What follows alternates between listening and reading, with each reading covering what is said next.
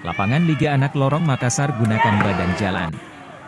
Kota Makassar diguncang oleh antusiasme komunitas anak-anak lorong yang berpartisipasi dalam Liga Anak Lorong yang diadakan di tengah jalan.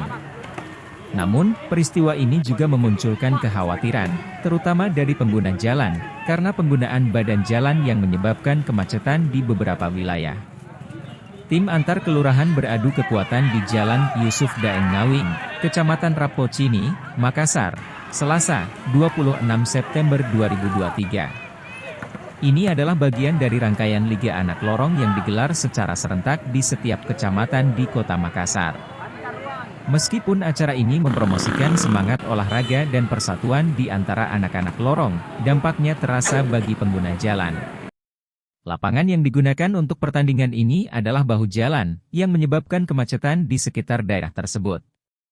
Pengguna jalan menyampaikan kekhawatiran mereka terkait dengan kemacetan yang timbul akibat acara tersebut. Beberapa warga meminta agar pihak berwenang mengevaluasi lokasi dan mencari solusi yang lebih aman dan efisien agar lalu lintas tidak terganggu. Liga Anak Lorong adalah acara yang penting untuk memajukan semangat komunitas dan kebersamaan di Kota Makassar. Namun, perlu ditemukan keseimbangan yang tepat antara pelaksanaan acara semacam ini dan kepentingan umum, khususnya kelancaran lalu lintas di kota.